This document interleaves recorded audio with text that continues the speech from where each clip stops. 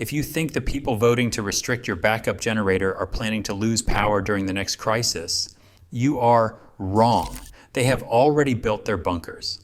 They have already moved their families. They have already spent more on a single underground shelter than you will earn in your entire life. While you are being told that a gas generator is too loud, too dirty, and too dangerous for the environment, the same class of people writing those regulations are buying Hawaiian Islands and New Zealand lodges with private electrical grids, independent water supplies, and concrete reinforced blast doors. In 2021, the California Air Resources Board finalized a regulation phasing out small off-road gasoline engines. Phase 1 took effect in 2024. Residential generator emission standards tightened by between 40 and 90% overnight. Phase 2 hits in 2028.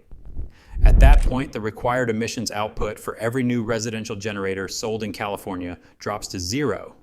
There is no gasoline generator on the market today that can meet the 2028 standard. Not one. The Honda EU 2200i, gone. The Generac GP8000E, gone. The Yamaha EF2200IS, gone. Other states have introduced bills to adopt the California framework word for word. The official justification is AIR quality.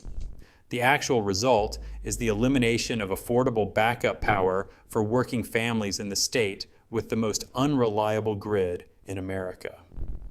Meanwhile, in the same year California banned your generator, Mark Zuckerberg broke ground on a 1,400-acre survivalist compound in Kauai. Peter Thiel filed plans for a 10-bedroom doomsday lodge in New Zealand. Larry Ellison finished consolidating ownership of an entire Hawaiian island he purchased for $300 million. These are not summer homes. These are private, self-sustaining, off-grid fortresses built by the same class of people telling you that your generator is a threat to the planet. They did not ban backup power because backup power is dangerous. They banned backup power because they do not want you to have what they have. Today, I am going to show you exactly where the ruling class is building their private grid, what it costs, and how the same politicians voting to restrict your generator have already wired their own retreats for total energy independence. This is the elite blackout list.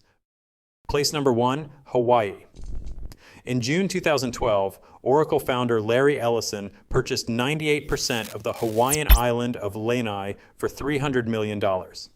That acquisition included nearly 90,000 acres of land, a town of 3,200 people, 2 Four Seasons resorts, the harbor infrastructure, and the island's internal utilities. Ellison controls the water, the power, and the airport. When disaster hits the continental United States, his island does not notice. 20 miles northeast on Kauai, Mark Zuckerberg is building Koolau Ranch.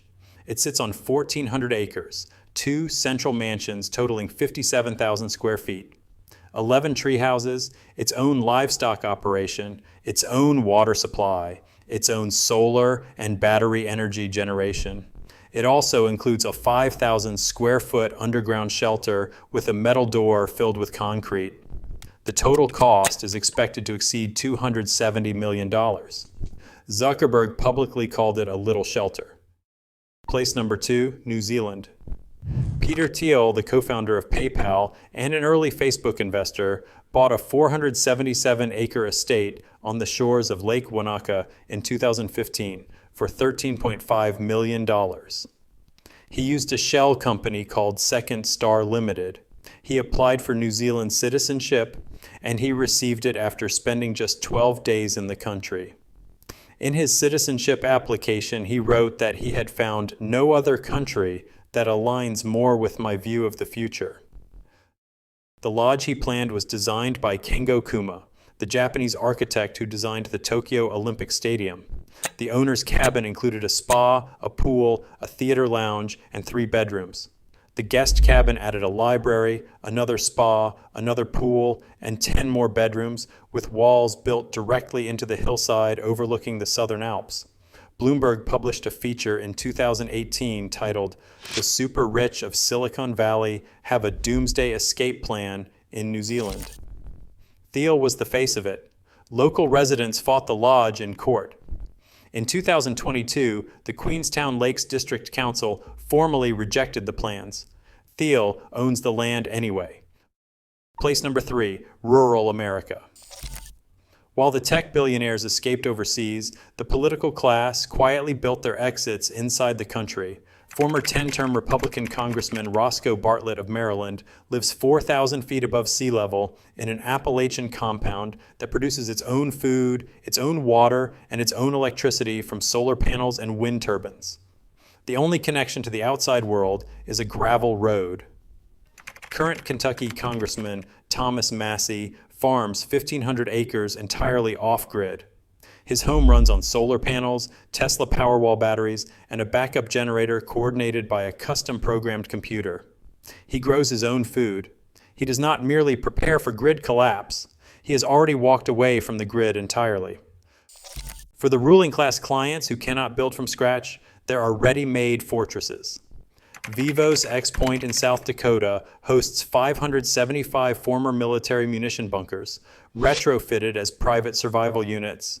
The company reported inquiries up 2,000% year over year. Rising S Bunkers in Texas sells a model called the Aristocrat for $8.35 million. It comes with a swimming pool, a sauna, a gym, a greenhouse, and a 3-car garage underground. These people are not betting on the grid. They are betting against it. So what do you do when the grid is deteriorating and the people writing the rules have already checked out? You build your own version at your scale. Today, step 1. Buy a generator before the CARB framework spreads nationwide. A Honda EU2200i inverter generator still runs about $1,100. A Champion 12,000-watt dual fuel unit runs about $1,800. In multiple states, Phase 2 language has already been introduced in legislative sessions. The clock is running. Step 2. Stockpile fuel. 50 gallons of treated gasoline stored in a fireproof shed. 2 20-pound propane tanks rotated through household use. The same class of people writing fuel restrictions keep underground diesel tanks on their estates that hold thousands of gallons. Step 3. Install a solar array you actually own, not a lease, not a power purchase agreement. Owned panels, owned batteries, owned inverter. 10 to 30 kilowatt hours of lithium iron phosphate storage will carry a typical American household through most grid failures without ever touching the utility. Step 4. Stop apologizing for preparing. The ruling class already built their bunkers, they already bought their islands, they already wrote themselves out of the next blackout. You have every right to do the same thing at the scale you can afford. They are not the only ones allowed to survive. If you are learning something from this, hit subscribe. I expose the corporate scams and political schemes hidden inside the systems you pay for every single week. The elite have their bunkers. But what happens when the grid supplying power to your suburb fails for 90 days? If you want to see the 3 regions in America most likely to go dark first, click the video on your screen right now.